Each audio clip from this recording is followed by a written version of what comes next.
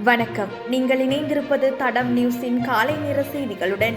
விரிவான செய்திகளுக்கு செல்லும் முன் முதலில் தலைப்புச் செய்திகள். விரிவான செய்திகளுக்கு செல்லும் முன் அரசு ஊழியர்களுக்கு வெளியான மகிழ்ச்சி தகவல்.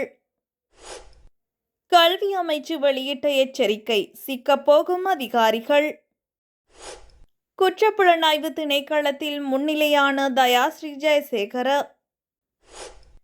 முகக்கவசம் அணிவது குறித்து சுகாதார அமைச்சு கூறுவதென்ன? கட்டிடம் ஒன்றின் மேல் மாடியில் இருந்து கீழே விழுந்து குடும்பஸ்தர் பலி, வெள்ளவத்தையில் சம்பவம். தொடர்பான விரிவான செய்திகள்.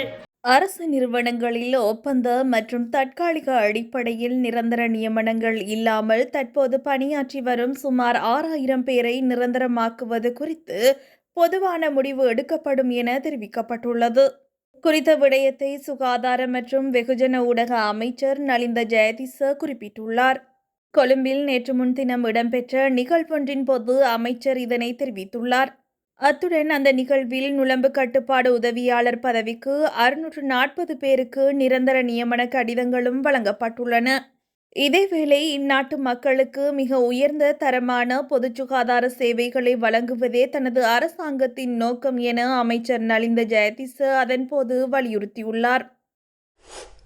சுற்றறிக்கைகளுக்கு புறம்பாக பாடசாலைகளுக்கு மாணவர்களை சேர்க்கும் அனைத்து அதிகாரிகளுக்கும் எதிராக கடுமையான நடவடிக்கை எடுக்கப்படும் என அறிவிக்கப்பட்டுள்ளது.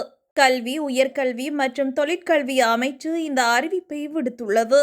பாடசாலைகளில் மாணவர்களை சேர்ப்பதில் அரசியல் தலையீடு முற்றிலுமாக நிறுத்தப்பட்டுள்ளதாக பிரதி அமைச்சர் மதுர செனவிரத்ன தெரிவித்துள்ளார்.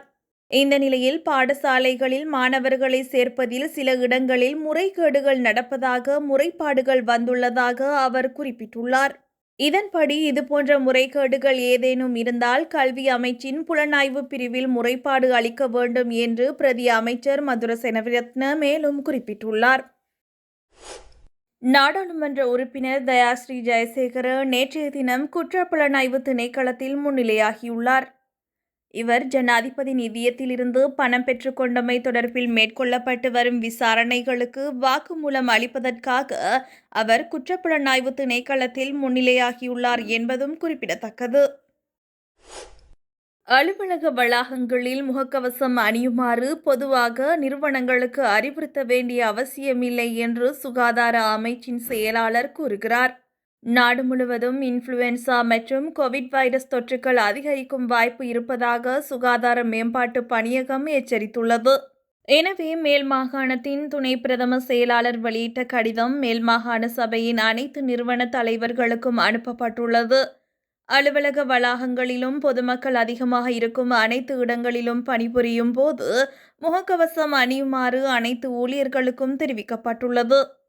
இந்த கடிதம் தொடர்பாக சுகாதார மற்றும் வெகுஜன ஊடக அமைச்சின் செயலாளர் விசேட வைத்தியர் அனில் ஜாசிங்க மேற்கு மாகாண தலைமைச் செயலாளருக்கு கடிதம் ஒன்றை அனுப்பி சம்பந்தப்பட்ட கடிதத்தில் வெளியிடப்பட்ட அறிவுறுத்தல்களை மறுபரிசீலனை செய்யுமாறும் அலுவலகங்களில் முகமூடிகளை அணியுமாறு பொதுவாக நிறுவனங்களுக்கு அறிவுறுத்த வேண்டிய அவசியமில்லை என்றும் கூறியுள்ளார்.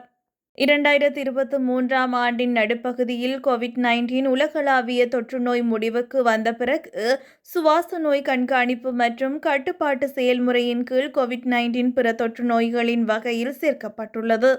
எனவே மழைக்காலத்தில் இன்ஃப்ளூயன்சா போன்ற சுவாச நோய்கள் அதிகரிப்பதால் கோவிட்-19 அதிகரிக்கும் வாய்ப்பு இருப்பதாகவும் பொதுவாக சுவாச நோய்களை தடுப்பதும் ஒரு பொதுவான வழிமுறையின்படி மேற்கொள்ளப்படுவதாகவும் கூறப்பட்டுள்ளது. கொழும்பு வெள்ளவத்தை ராமகிருஷ்ணா பிரதேசத்தில் உள்ள 5 மாடி கட்டிடம் ஒன்றின் மேல் மாடியிலிருந்து கீழே விழுந்து குடும்பஸ்தர் ஒருவர் உயிரிழந்துள்ளதாக வெள்ளவத்தை போலீசார் தெரிவித்தனர். இந்த சம்பவம் நேற்று புதன்கிழமை இடம்பெற்றுள்ளதாக போலீசார் தெரிவித்தனர். உயிரிழந்தவர் மட்டக்களப்பு இருதயபுரம் பிரதேசத்தைச் சேர்ந்த 59 வயதுடைய 2 பிள்ளைகளின் தந்தை ஆவார். குடும்பஸ்தர் 3 வருடங்களுக்கு முன்னர் வெள்ளவத்தை ராமகிருஷ்ணா பிரதேசத்தில் உள்ள வர்த்தகர் ஒருவரின் வீட்டிற்கு பணியாளராக சென்றுள்ளார்.